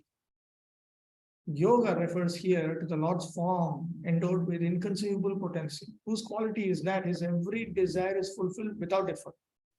The Lord then clarifies the issue. I maintain and protect all beings, but I have no contact with them at all, because my mind takes care of them. I maintain and protect them by my extraordinary yoga, which means by my potency, by which whatever I desire turns out to be real. I do not have to act with my body to do this. So this is stated in the Shruti, in the Vrihadaranyaka Upanishad. And okay.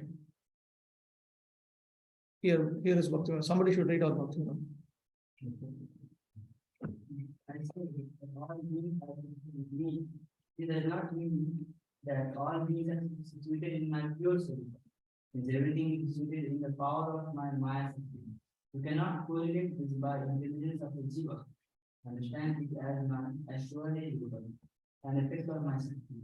Understand me as the supporter of all beings, situated in all beings, and protector of all beings, while reminding that I have no difference between my body and myself. Though I am situated everywhere, I am completely detached. The Lord says that everything is resting on him. This should not be misunderstood. The Lord is not directly concerned with the maintenance and sustenance of this material manifestation. He says that although everything is resting on him, he is aloof. The planetary systems are floating in space, and this space is the energy of the Supreme Lord. But he's different from space. He's differently situated. Although they are situated on my inconceivable energy as the Supreme Personality of Godhead, I am aloof from them. This is the inconceivable opulence of the Lord. In the Nirukti Vedic dictionary, it is said, Vijyadenena Durkhateshu Karyeshu. The Supreme Lord is performing inconceivably wonderful pastimes, displaying his energy. Now, Prabhupada often quotes this book known as Nirukti. It is not like a regular dictionary. The Nirukti by Yaskar, standard authority, he presents basic principles by which particular components form into particular words. So it is the principles from that is being utilized in different places to generate particular words. Like here, for instance, Pashyame Yogam Aishwaram. The word yogam. Yoga here has the meaning of potency. How yoga can mean Shakti? That is because of the principles taught in Nirukti, etymology. In Sanskrit, the word yoga comes from the verbal root yuj, which is utilized in this derivation, yujyate, anena durgateshu karyeshu. The Supreme Lord is performing inconceivable, wonderful pastimes, displaying his energy. His person is full of different potent energies, and his determination is itself actual fact. In this way, the personality of Godhead is to be understood. We may think of doing something, but there are so many impediments, and sometimes it is not possible to do as we like. But when Krishna wants to do something, simply by his willing, everything is performed so perfectly that one cannot imagine how it is being done. So that is explained here. He does not touch this material manifestation.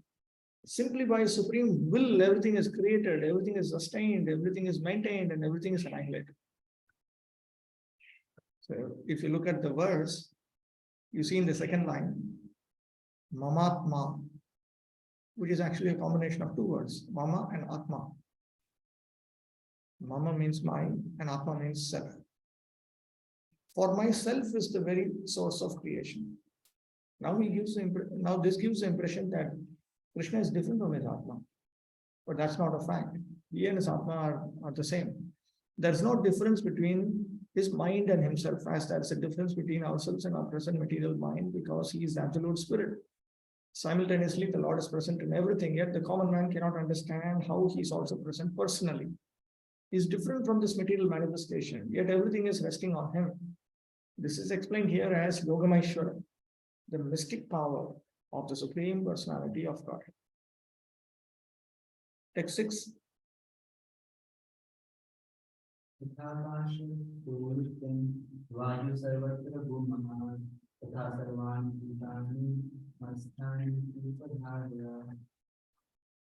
Understand that as a mighty wind blowing everywhere, rest always in the sky, all human beings rest in him. The continued existence and functioning of all moving and non-moving entities on my will. The Lord gives an example. The great air, which cannot support itself, situated in the great ether, which also cannot support itself, moves everywhere. Since they have no supporting power of their own, their existence is enabled by my will alone, and movement takes place through the Paramatma within. Sometimes this question is asked, if movement is a sign of life, then how do you explain the flow of a river or the movement of the wind? And the explanation that is given is because God, who is the source of life, he is also present within. So that is how it's a fact that movement is due to Paramatma within. This is understood from the Shruti. Out of fear of the Lord, the wind blows. Just as the air exists and moves in the ether by my will, understand that all beings are situated in me, maintained and controlled only by my will alone, while I am not affected by them. If I did not do this, all the elements such as ether would be destroyed. Because if Krishna doesn't help, then you will not be able to, nothing will be able to sustain. A material example related to such a subject is not satisfying. Thus, bound jivas cannot understand this truth. However, an example can show it to a small degree. I will explain that. Though you cannot completely conceive of it by deliberation, I will give an example. Ether is an all-pervading substance. Ether means space, material space. Situated in it, air or the movement of small particles goes everywhere. But ether, though the support of everything, is always unassociated with it. In that way, though all beings arise and move about within my Shakti, I, like ether, am unassociated with everything. For the ordinary person, it is almost inconceivable how the huge material creation is resting in him. But the Lord is giving an example which may help us to understand. The sky may be the biggest manifestation we can conceive. It's a fact. Material space is what the mind can conceive of. It's just everything material exists in material space. And in that sky, the wind or air is the biggest manifestation in the cosmic world that we can directly perceive with our current senses without any instrumentation. The movement of the air influences the movements of everything. But although the wind is great, it is still situated in the sky. The wind is not beyond the sky.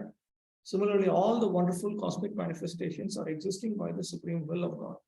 And all of them are subordinate to that supreme will. Not a blade of grass moves without the will of the Supreme Personality of God. Thus, everything is moving under His will. By His will, everything is being created, everything is being maintained, and everything is being annihilated. Still, He is aloof from everything, as the sky is always aloof from the activities of the wind. Yet, Bhisha Vatah Pavate. It is out of fear of the Supreme Lord that the wind is blowing. एतस्य वाक्षरस्य प्रशासने गार्गी सूर्य चंद्रमसौ विधृतौ तिष्ठता एतस्य वाक्षरस्य प्रशासने गार्गी द्याव्या पृथिव्यौ विधृतौ तिष्ठता. By the supreme order, under the superintendence of the Supreme Personality of Godhead, the moon, the sun, and the other great planets are moving. And we also know from Brahma Samhita, it is said that the sun is considered to be one of the eyes of the Supreme Lord. Yet Chakshu, Chakshu means eye. Eyes of the Supreme Lord, and that it has immense potency to diffuse heat and light. So the sun is already so great. Still, it is moving in its prescribed orbit by the order and the supreme will of Govinda. So everything is happening by the will of the Supreme Lord. You'll repeatedly come across this reference to Lord Krishna's will, his desire. It's called Sankalpa, that's the exact word. Sankalpa means a resolute determination. When he desires that something should happen, this happens. Text 7.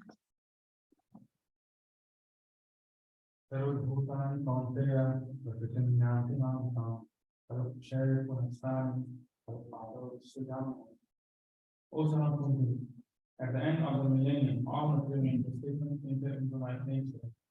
And at the beginning of another millennium, by my potency, I create them again. It has just been stated that the maintenance of all beings takes place by the will of the Lord alone. Now the Lord speaks about creation and destruction of all entities. So previously he stated that everything is maintained by His will. Now he is pointing out that by His will only creation and dissolution also takes place. The creation, maintenance, and annihilation of this material cosmic manifestation are completely dependent on the supreme will of the personality of God. Notice how many times Prabhupada will talk about the will of Krishna. At the end of the millennium means at the death of Brahma. Brahma lives for 100,000 years, and his one day is calculated at, what is this, 1,000, million, billion, 4,300,000,000 of our earthly years. His night is of the same duration. His month consists of 30 such days and nights, and his year of 12 months. After 100 such years, when Brahma dies, the devastation or annihilation takes place. This means that the energy manifested by the Supreme Lord is again wound up in Himself. Then again, when there's a need to manifest the cosmic world, it is done by His will. Bahusyam, although I am one, I shall become many. This is the Vedic aphorism. He expands Himself in this material energy, and the whole cosmic manifestation again takes place. So it is very important to understand. Now one may wonder, why is Krishna talking about all these things? He said he's going to talk about devotional service. But all of this will be the foundation for devotional service. Unless one has Sambandha Jnana, one cannot execute Abhideya sadhana, nor can he attain the result of Prema Bhakti. Therefore, in Srimad Bhagavatam, extensive description of Krishna's opulent powers. Every canto, even 10th canto. 10th canto, if you read it, Shukadeva Goswami's exact statements, he'll never let you forget Krishna's supreme personality. Just like the Krishna book, Krishna will never let you forget Krishna's supreme personality. Shukadeva Goswami also never lets you forget. He mixes it into the Sanskrit verses itself. He'll mix particular adjectives, particular words. It is very, very important that we understand the glorious opulence of Lord Krishna. Okay, we'll stop with that. Take a break. I think the second break should be 30 minutes. Okay. I don't know. First break is 45 minutes. They will This is see our first break. Today we'll see. Okay, let's wait and see. Right. Okay.